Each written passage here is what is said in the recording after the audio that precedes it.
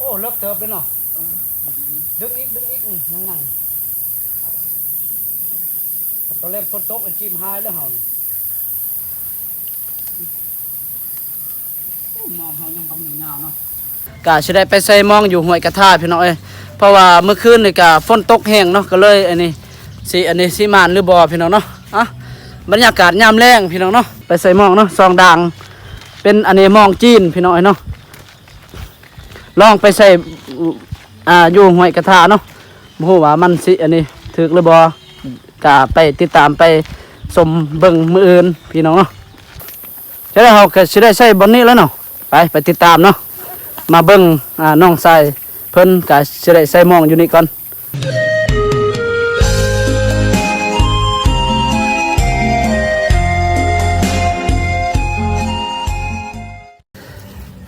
เอากลับสบายดีเนาะพี่น้องเนาะสบายดีเด้อพ่อแม่พี่น้องเบิดสุขุสุคนเนาะยินดีต้อนรับเข้าสู่2บ่าวซีส่วนบทลาบเส้นเก่าเส้นเคยนี่แหละพี่น้องเนาะตอนนี้ก็บ่าวซีก็สิได้พาพี่พาน้อง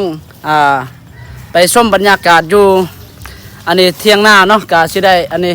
สิได้พาพี่พาน้องไปอันนี้ใส่มองพี่น้องนี่มากับล้านเนาะกับล้านทรายแล้วก็มากับน้องทรายบ่าวเลิกเนาะก็สิได้ไปใส่มองอยู่ห้วยกระทาพี่น้องเอ้ยเพราะว่าเมื่อคืนนี่ก็ฝนตกแห้งเนาะก็เลยอันนี้ก็สิได้ไปใส่มองพี่น้องบ่ฮู้ว่าอันนี้สิมานหรือบ่พี่น้องเนาะบรรยากาศยามแรงพี่น้องเนาะนี่ก็สิได้ไปใส่ปะเนาะก็สิได้ไปยามมื้ออื่นพี่น้องเนาะพี่น้องเนาะปะก็พี่น้องก่อนรับชมก็อย่าลืมกดติดตามแล้วก็กดไลค์กดแชร์นะเด้อพี่น้องเพื่อเป็นอันนี้กำลังใจให้บ่าวซีแล้วก็ทีมงานเนาะน้องทรายบ่าวเลิกแล้วก็กับล้านทรายเนาะกิโลพี่น้องเนาะไปพี่น้องไปครับไปชมไปเบิ่งน้ำกันเลยพี่น้องเนาะนี่ก็คือนี่อันนี้ภาพบรรยากาศอยู่หลังบ้านพี่น้องนี่เห็นบอกอยู่ทงไหทงนาเนาะบรรยากาศยามแรงพี่น้องอุ้ยไปพี่น้องล้านไปก่อนเนาะนี่แหละมองเฮากะสิได้ไปใส่มองเนาะซองด่างเป็นอันนี้มองจีนพี่น้องเนาะลองไปใส่อยู่ห้วยกระทาเนาะบ่ฮู้ว่ามันสิอันนี้ถึกหรือบ่กะไปติดตามไปชมเบิ่งมื้ออื่นพี่น้องเนาะก็สิได้ไปใส่ไว้แล้วมื้อนี้นี่ใส่ปากก็สิได้ไปยามมื้ออื่นตอนเช้าเนาะโอ้ยภาพบรรยากาศดีเนาะหลังบ้านนั่นเองพี่น้องภาพบรรยากาศอยู่ทงไห่ทงนาโอ้เสียงเขียดเนาะเอาถือดีๆตีมันเกาะแล้วฮะ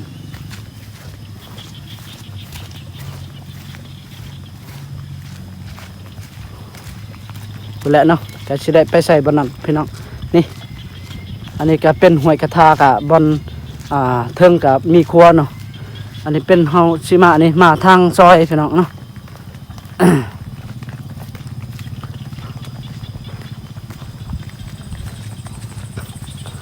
บรรยากาศน้ำแรงไปทางนี้ติ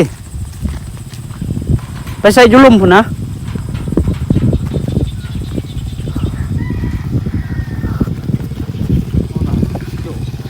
น้องไปใส่โอ้ยบุขาดแค่ได้รอกลบน้ำโอ้ยเนาะมาแต่หน้า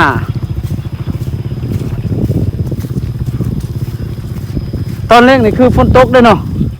ฝนไปเลยขัดฝนตกนี่จิ้มหายแล้วเฮานะมองเฮาเละเลยมืออื่นนะ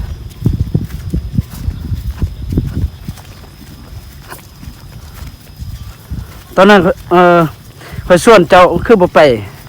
พอได้กินได้ข่อยใส่อยู่อันนี้อยู่คว้าเนี่ย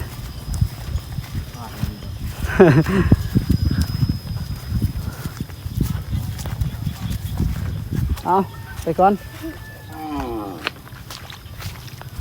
โอ้ผู้บ่าวไปใส่มองผมเลยเนาะมองซองด่างมองเกามองอันนี้ซื้อปีกายมองจีนเนาะด่างนึงกับตอนปีกายบาซี่กับซื้อเนาะอันนี้ด่างนึงมัน ถึก70,000กีบพี่น้องแต่ว่าปีนี้ตอนบาซิกาได้ไปหากินอยู่บ้านละมองก็ได้ซื้ออีกดังหนึงพอดีมันถึกดังหนึงหั่นปีนี้นี่90,000กีบพี่น้องนี่มันแพงแล้วเนาะแต่ว่าความอันนี้ความยาวกับความใหญ่ก็สำคัญแต่ว่าเดี๋ยวนี้ราคามันต่างจากปีกายเนาะนี่พี่น้องเนาะเดี๋ยวกับไก่สีหอดหวยกระทาแล้วมาเบิ้งนำกันเนาะมันอันนี้น้ำมันลึกสำใดเอาไปติดตามไปส้มไปเบิ้งนำกัน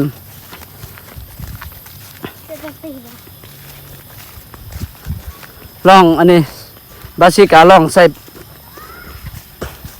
เพราะว่าอันนี้น้ำมันอันนี้น้ำหากะ ไล่สีหามือแล้วเนาะมันไล่อันนี้ไปหอดอันนี้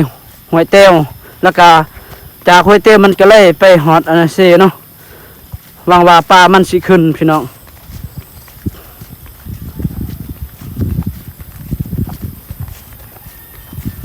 หวยเสียงอีหยังอย่าบอกได้เขาอันนี้เขาเฮ็ดตอน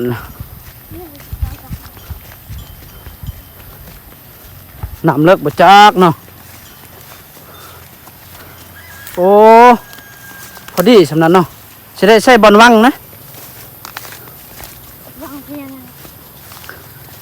บอลวังบอลนี่น้ำตื่นน้ำเลิกเนาะโอ้พอดีใส่หม้องเลยพี่น้องนี่เด้น้ำห้วยกระทาเนาะนี่แต่ว่ามันขุ่นเลยอย่าบอกได้ว่าหนูพุกเฮ็ดอันนี้โอ้ยยังมีเนาะคลิปก่อนกับบาซี่กับนี่น้องชายหาไปการหนูพุกเท่านี้นี่แหละนี่เด้นี่แต่ว่าเดี๋ยวนี้มันอันนี้มันถึกไฟเนาะมันไหม้เบิดเลยทีนี้ปลาหญ้าปลาอันนี้ปลาหญ้าคาเนี่ยเบิดเลย มองนี่แหละบาซี่กับอันนี้น้องชายบ่าวเลิกเนาะได้ไปเยื่องหาเอาใส่กระทุ่นนี่แหละยิงโตนูพุกเนาะ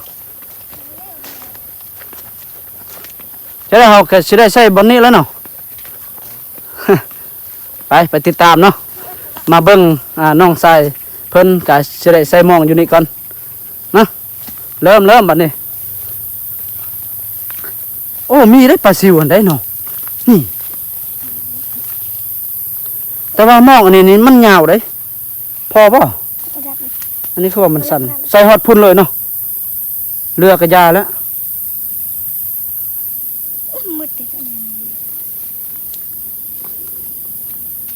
ให้รับกล้องในเยอะเลยเหรออันตื่นเรื่องละมองเนาะบดเดียวได้อยากเรื่องมุมบาดปอมจอกแปดดิใครว่าเขาไปใส่อยู่นั่นอยู่ห้วยเต้วหันได้ป่าอันนี้ปรากฏเห็นว่าอันนั้นอายเพิ่นส่งอันนี้ทางเฟซเพิ่นส่งทางมีเซนเจอร์เพิ่นได้ป่าเพิ่นรัดป่าอยู่ห้วยเตว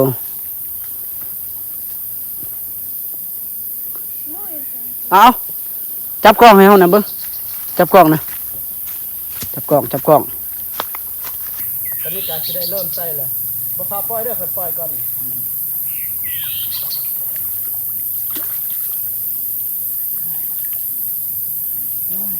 ที่ไทยดอกเบรน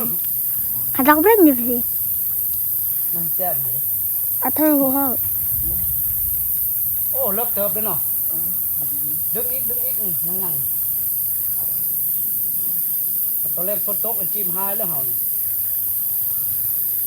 โอเคปล่อยเลย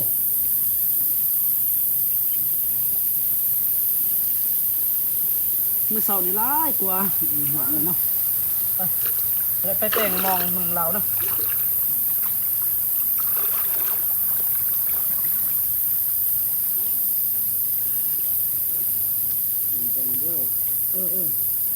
โอ้มันแต่งงาเว้ยงามาผีป่ะเนาะเอาเว้ยเกาะล็อกตอนแรกดีมัดเหรอคนฝนตกเนาะแต่ว่าฝนตกมาตะแลงมดแบบสิหยุดดินั่นน่ะมองเขายังบังอยู่ยาวเนาะเลือกกันยาวแล้วมัดไว้เนาะ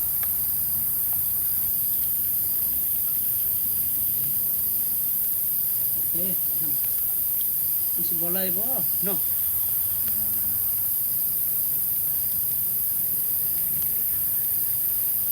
โอ้ไหลเลยเว้ยเนาะปล่อยเด้อไปสิไปเกาะอยู่หั่นเด้อไหลแท้นี่กระดอก ไทยให้อ่ะ อืม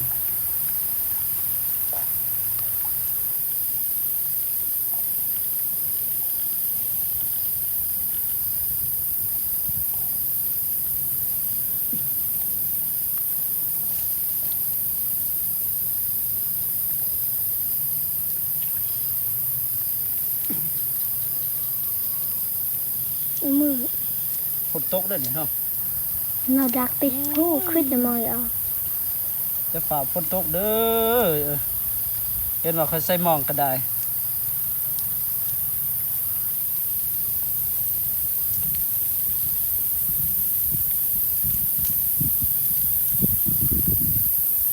โอ้ยอ่อนสอน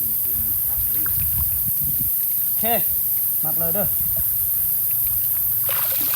ตัวนี้เนาะน้องใส่เพิ่นก็ได้อันนี้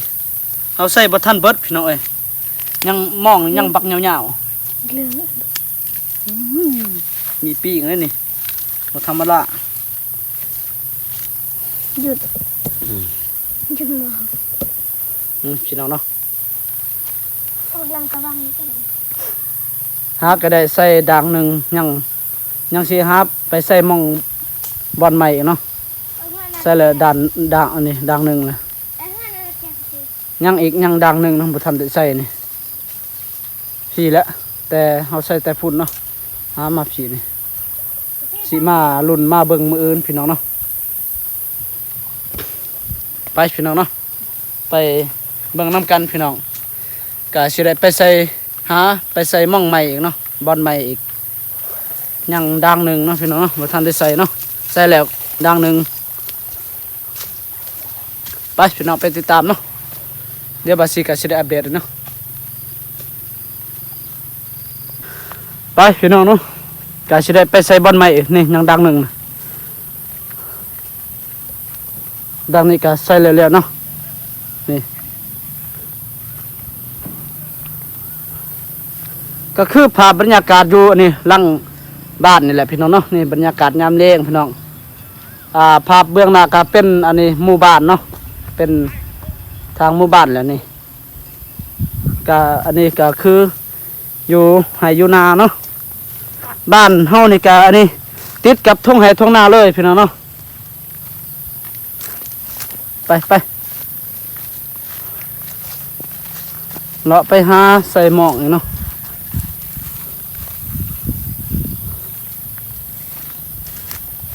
ลองไปหาใส่อันนี้อยู่ลุมพุ่นว้ายฟ้าห้องเลยโอ้ยอย่าบอกได้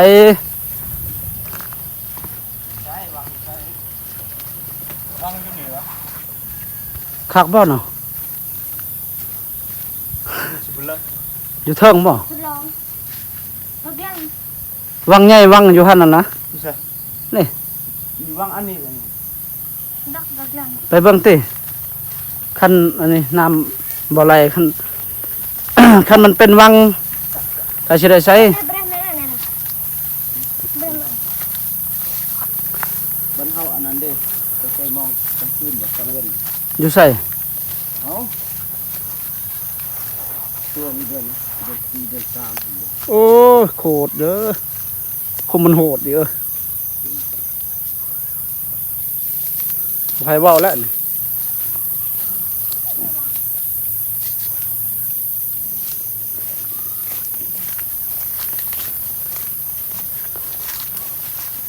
นี่เป็นอันนี้เนาะส่วนข้าวเจ้านี่คอกหมูเนาะโอ้คักเนาะเขาเห็ดเนาะอยู่อันนี้เลยนี่ติดกับห้วยกระทาเลยได้อนี่มันสิมีบ่วางอยู่นี่วะ เอาวางลงอยู่หัน เนาะไป บางเพราะว่าบ้านเฮานี่ บ่เฮาใส่หมองเท่านั้นเนาะไปติ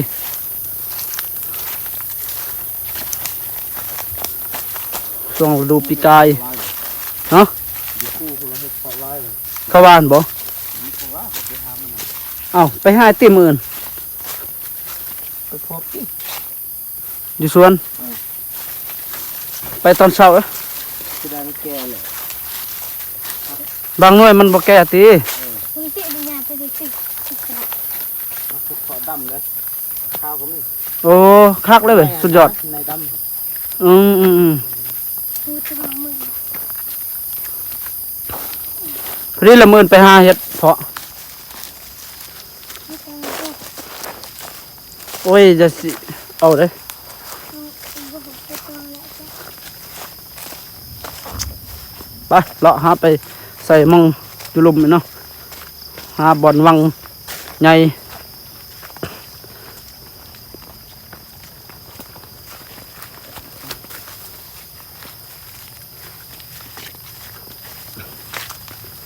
ผู้ว่า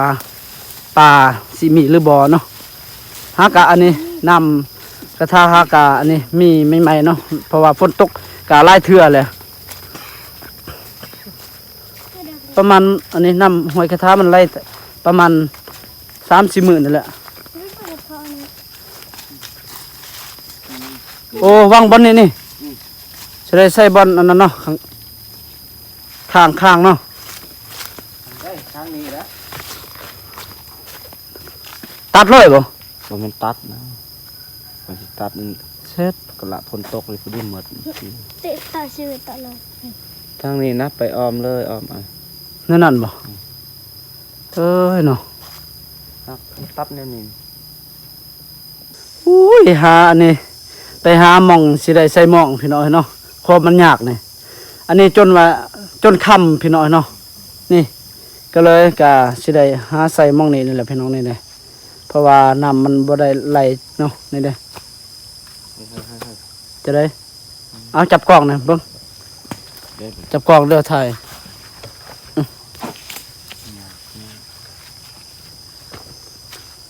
ยากเลยตัวใดอันส่วนมันอันนี้นี่บ่ จังหวะเดินนี่นี่ก็นี่ เด้นี่มันเป็นยากหรอกนะสิกล้องให้นี่ ไหนนี่ โอเคทางนี้ง่ายบ่ ทาง อัน นี้ นี้บ่ บ่ ง่ายอันนี้เนาะ ง่าย โอเค นี่ทำได้ออก โอ้โห เด็กมันนั่นนะ คุณดูดักมันเบื่อตึงนั้น ก็ติ ต้องเปิดไว้ เออ เปิดไว้ ให้ก็ไอ้ดึง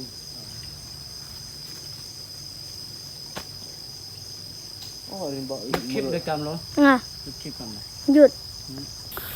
เอาพี่น้องเนาะก็ตอนนี้ทีมงานบาวชีเนาะก็จะได้พักกันเมื่อพี่น้องเนาะนี่ใส่หมองแล้วพี่น้องเนาะเอาพี่น้องก็บาวชีก็จะได้อัปเดตคลิปให้พี่ให้น้องได้ครับได้ชมสำเร็จไปก่อนเนาะพี่น้องเนาะเจอกันมื้ออื่นพี่น้องลุ้นมาเบิ่งมื้ออื่นว่าสิมานหรือบ่เนาะพี่น้องเนาะ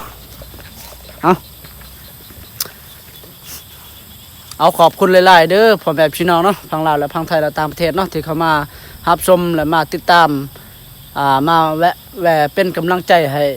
ทีมงานบาวซีเนาะแล้วก็มาเป็นกำลังใจให้บาวซีแล้วก็ให้ทีมงานเนาะน้องชายบาวเลิกแล้วก็ลานทรายเนาะก็คือลานบาวซีเองเนาะกิโลพี่น้องเนาะเอาบาวซีก็สิได้อัปเดตคลิปสำนี้ไปก่อนเนาะพี่น้องเนาะก็สิได้เมื่อแล้วพี่น้องนี่ใส่หมองแล้วๆพี่น้องเนาะเอาเจอกันคลิปต่อไปพี่น้องว่าสิมานหรือบ่เนาะ